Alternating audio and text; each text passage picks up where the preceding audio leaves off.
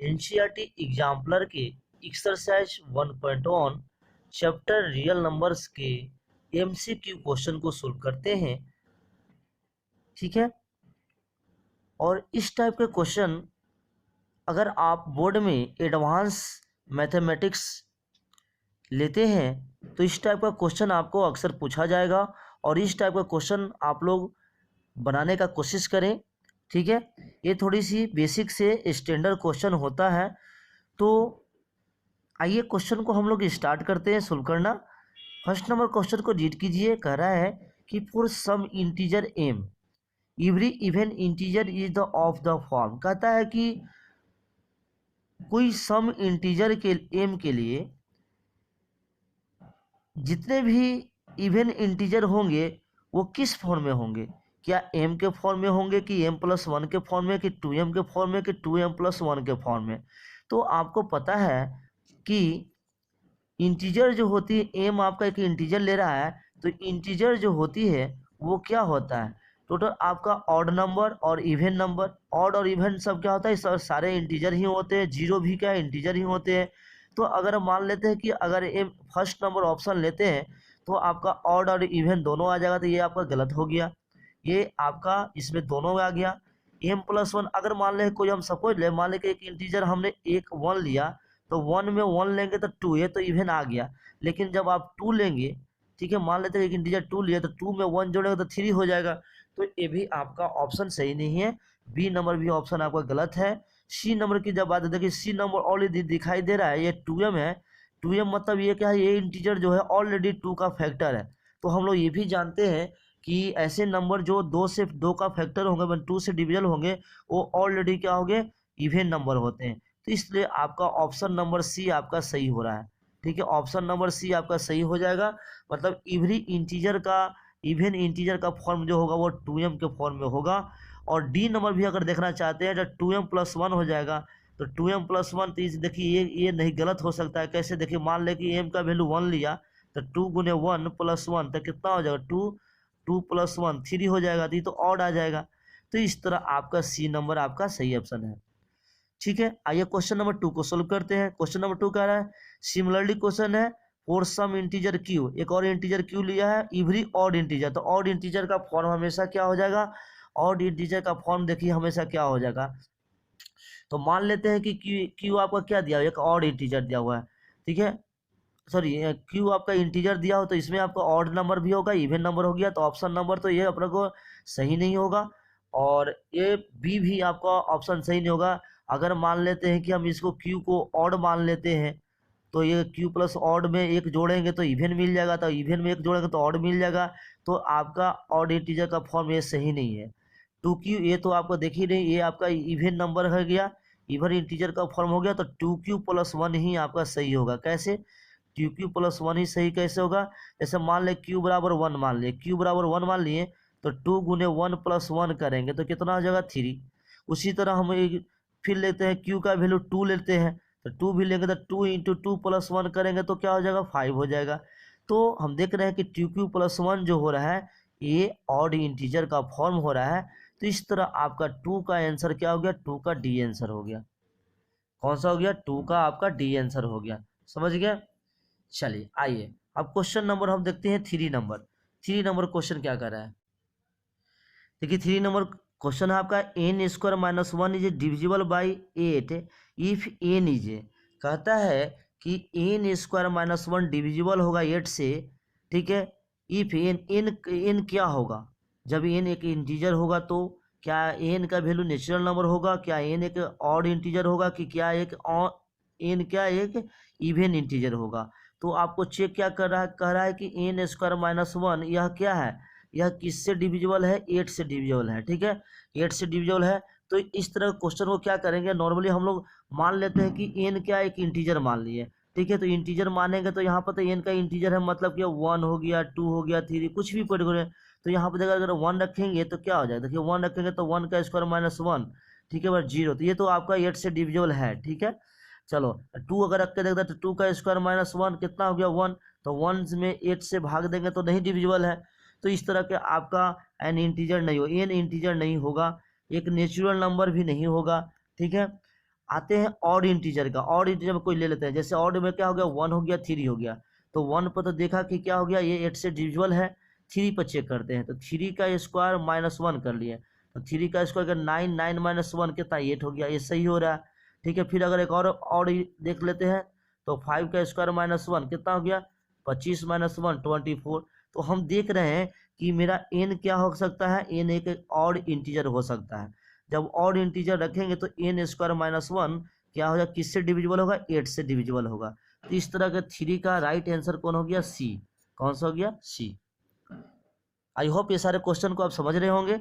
चलिए question number 4 देखते हैं। क्वेश्चन नंबर 4 क्या कर रहा है, if the HCF of 65 and 117 expressed in the form of 65m minus 117, then the value of m। कहता है कि क्वेश्चन HCF दिया हुआ है, निकालना है किसका HCF निकालना है, 65 एंड 117 का। और जो HCF दिया हुआ है, HCF आपका दिया हुआ है किस फॉर्म में दिया हुआ है, एक्सप्रेस किया हुआ है, ये आपका देखिए क्वेश्चन में दिया हुआ है 65 - 117 इस फॉर्म में HCF को एक्सप्रेस किया गया है। तो यहाँ m का वैल्यू क्या होगा वो निकालने का रहा है। तो सबसे पहले आपको 65 और 117 का HCF निकालना होगा। तो HCF कैसे निकल जाएगा, तो हम ये प्राइम फैक्टर से कर लेते हैं। 65 का कितना होता है, 5 इंटू 13 हो गया, और 117 का कितना हो जाएगा, ये हो जाएगा आपका 13 नहीं, 3 इंटू 13 इस तरह का हो जाएगी। तो ये हो गया। तो इसमें से जो कॉमन हो रहा है, ये क्या हो रहा है, 13 कॉमन हो रहा है। तो दोनों का HCF कितना आ गया, दोनों का HCF आ गया 13। और यह 13 जो लिखेंगे किसके बराबर लिखेंगे, 65m - 117 के बराबर, क्योंकि यह HCF इस फॉर्म में एक्सप्रेस किया गया है। ठीक है, चलिए तो अब यहाँ से सोल्व कर लीजिए। आपको नॉर्मली यहाँ से इसको 117 को इधर लाएंगे तो क्या, 13 + 117 = 65m हो गया।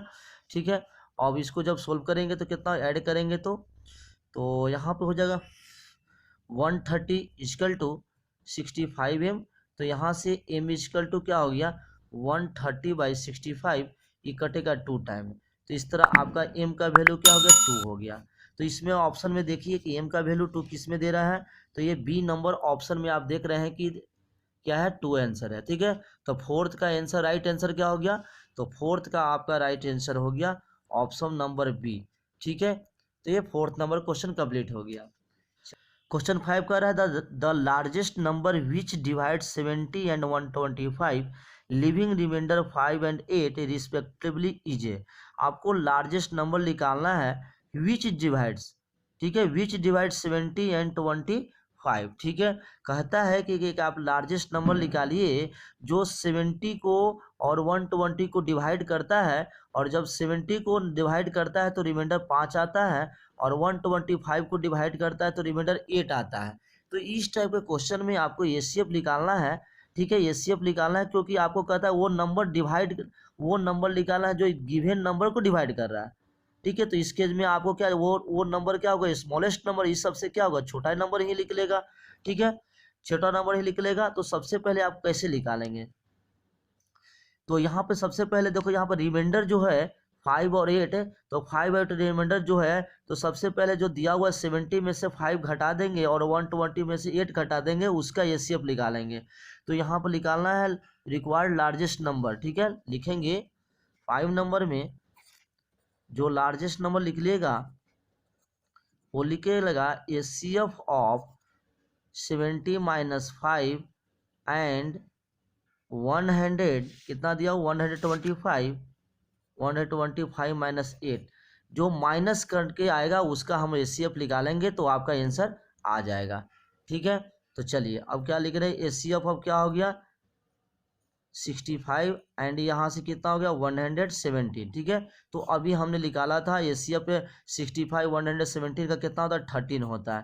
तो यही आपका लार्जेस्ट नंबर 13 होगा, जो कि 13 से 70 को भी डिवाइड करेंगे तो रिमाइंडर आपका 5 आएगा, और 13 से 125 को डिवाइड करेंगे तो रिमाइंडर 8 आएगा। तो आपका राइट आंसर कौन हो गया, 5 का ए। कौन सा, ये देखिए 5 का ए आपका राइट आंसर हो जाएगा।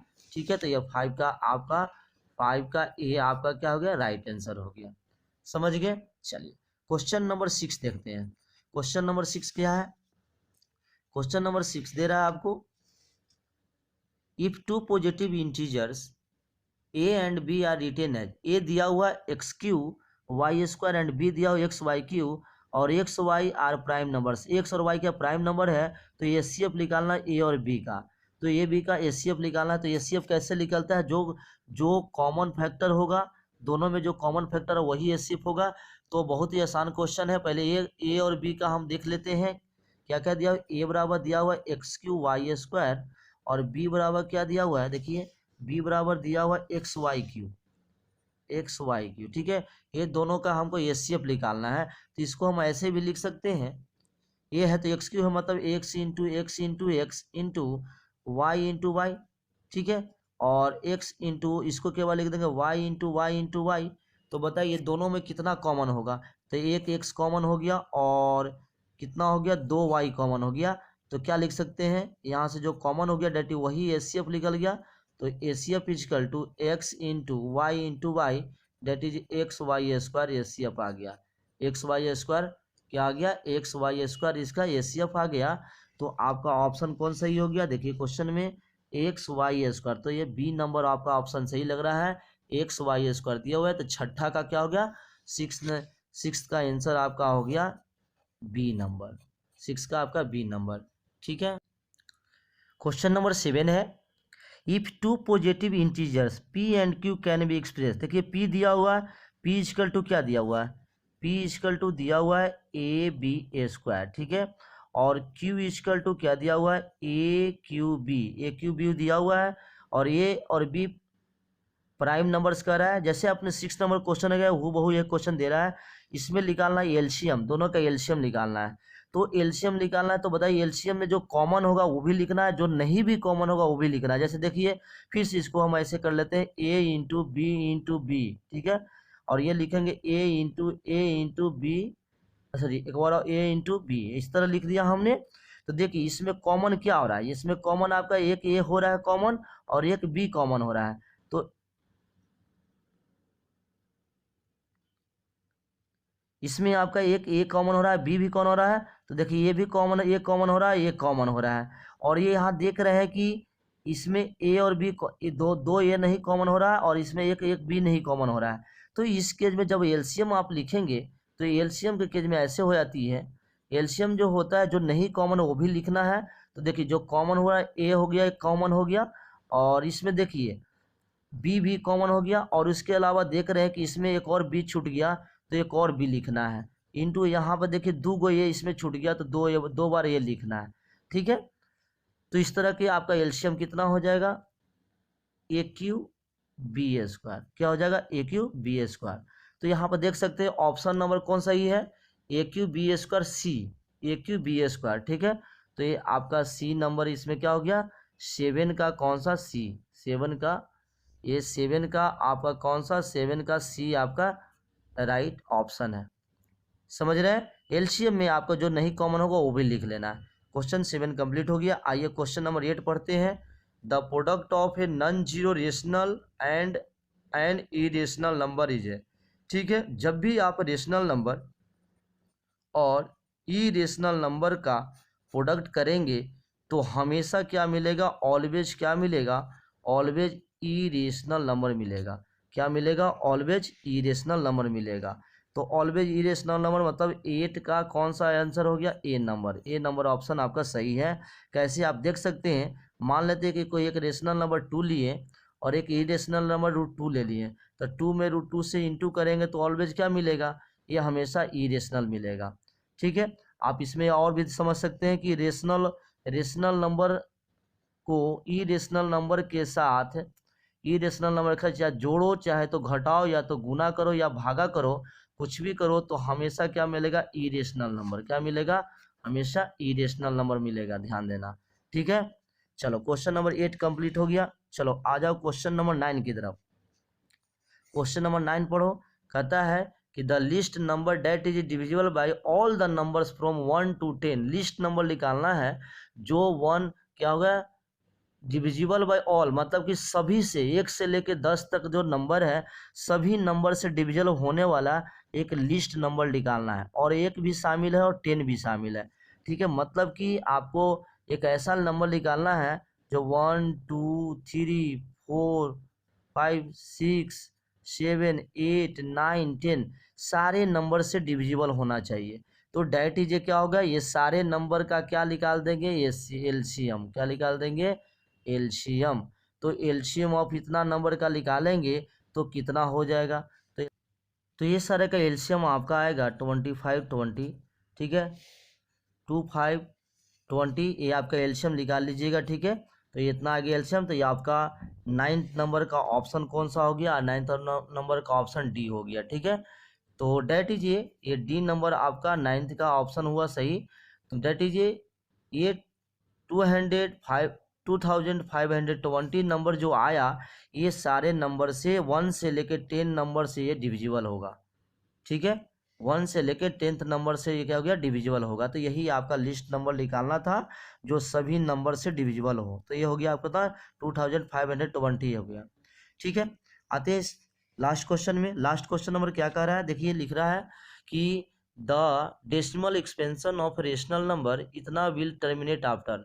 अगर ये डेसिमल एक्सपेंशन जब करेंगे तो कितना टर्म के बाद, कितना डेसिमल प्लेस के बाद ये टर्मिनेट कर जाएगा, मतलब कट जाएगा, वो निकालना है। तो ये क्वेश्चन कितना दिया हुआ है आपका दिया हुआ है 10 नंबर में 14587 बाई 1250। ठीक है, तो इसको हम लोग कैसे पहले डेसिमल एक्सपेंशन कैसे कर सकते हैं, तो इसको इससे ये नीचे वाला नंबर से ऊपर वाला नंबर में डिवाइड करके भी दे कर सकते हैं, और नहीं तो दूसरा तरीका है कि इसको क्या करो, 0 के फॉर्म में ला दो। ठीक है, मतलब कि ये 1 पे पावर 0 के फॉर्म में ला दो। तो कैसे आएगा, इसको क्या करो, ऊपर में भी 8 से इंटू कर दो, नीचे भी 8 से कर दो। 8 से करने से फायदा ये हुआ कि नीचे का नंबर क्या हो गया, ये हो गया 10,000। कितना हो गया, 10,000। ठीक है, और 10,000 हो गया, तो अब इससे डेसिमल में कन्वर्ट करना बहुत ही आसान हो गया। ठीक है, और ऊपर में जब इंटू करेंगे तो कितना हो जाएगा, तो 14587 में 8 से इंटू कर लीजिए तो हो जाएगा 56 69 6 4 36 और 8 11। ठीक है, ये आ गया 116696। ठीक है, ये हो गया। तो हमको बताना है कि डेसिमल कितना डेसिमल प्लेस के बाद ये क्या हो जाएगा, कितना डेसिमल प्लेस होगा इसका। तो कितना डेसिमल प्लेस होगा, तो देखिए नॉर्मली यहाँ पर 1 2 3 4 0 है, तो इसमें हम जब इससे डिवाइड करेंगे तो क्या आएगा, ये आएगा 1 2 3 4। तो क्या हो गया, 4 डेसिमल प्लेस के बाद हो गया, डेसिमल के बाद 4 प्लेस आएगा। ठीक है, तो इसका राइट आंसर कौन सा हो जाएगा, देखिए टेंशन नंबर कर रहा है 1 डेसिमल प्लेस नहीं, गलत है, 2 डेसिमल गलत है, 3 डेसिमल गलत है, 4 डेसिमल प्लेस सही है, तो डी हो गया। तो 10 का आपका कौन सा हो गया, 10 का आपका डी नंबर आपका राइट आंसर हो गया। तो आई होप ये सारे क्वेश्चन को आप अच्छी तरह समझ गए होंगे, और प्लीज़ ये वीडियो थोड़ा सा भी बेनिफिशियल लगा होगा तो हमारे चैनल को लाइक और सब्सक्राइब जरूर करें। और इसी तरह हमारे चैनल पे आपका एनसीईआरटी के बुक और एनसीईआरटी एग्जाम्पलर के बुक का सॉल्यूशन मिलेंगे। इसी तरह हमारे चैनल पे बने रहें। Thank you.